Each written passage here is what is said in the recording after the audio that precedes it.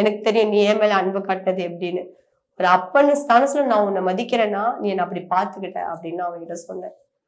அதுக்கப்புறம் அவன் அது எப்படி எடுத்துக்கிறான், அவனோட முடிவு இன்னைக்கு எப்படி சொல்ல போறான்னு எனக்கு தெரியல. ஆனா இப்போ நீங்க சொல்வதில் உண்மையெல்லாம் போயிட்டு வந்துட்டீங்கல்ல, இப்போ வரைக்கும் உங்க வீடியோஸ் நான் சொன்ன மாதிரி நிறைய வைரல் ஆயிட்டு இருக்கு. அதை நீங்க பாக்குறீங்களா? பாத்துட்டு தான் இருக்கேன். இப்போ கூட ரீசெண்டா அந்த விஜயகாந்த் மண்டபத்துல போய் டான்ஸ் ஆனதுக்கு இவ அவ இல்ல அப்படிலாம் போட்டு கலாய்ச்சி நான் கமெண்ட்லாம் உள்ள போய் கமெண்ட் எல்லாம் படிச்சேன். என்னை பத்தி பேசுறேன், நானும் அவங்களுக்கு கமெண்ட் கொடுத்தேன். என்னை பத்தி பேசுற நீங்க உங்க முதுகு பின்னாடி இருக்கிறது உங்க கதை என்னன்னு எனக்கு தெரியாது. ஒரு ஒரு பொண்ணு சொல்வதில் உண்மைக்கு போய் எதுக்காக போனான்றத ஆழமா யோசிச்சு ஒரு இன்னொரு பொண்ணை பத்தி நீங்க பேசணும். அப்படி இருக்கும்போது நீங்க என்னை பத்தி பேசணும்னு சொல்றதுக்காண்டி நான் மூளையில உட்காந்து அழ வேண்டிய அவசியம் எனக்கு கிடையாது. நான் எப்பவுமே போல்டா தான் இருப்பேன்.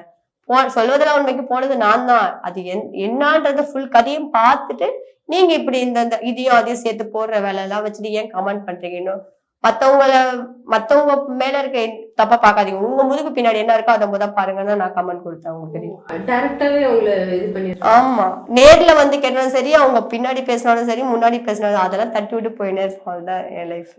ஆனா ஒரு 2016 ஒரு ஃபாத்திமாவை பார்த்துருக்கோம்ல, ரொம்ப பாவமான ஒரு பொண்ணு, பேசவே தெரியாது, கொஞ்சம் சொல்வதெல்லாம் உட்காந்துட்டு இருந்த அந்த ஃபாத்திமாக்கும் இப்போ 2025 இருக்க ஃபாத்திமாக்கும் என்ன டிஃபரன்ஸ் நீங்க பாக்குறீங்க? என்ன டிஃபரெண்ட்னா, அப்ப மெச்சூரிட்டி இல்ல.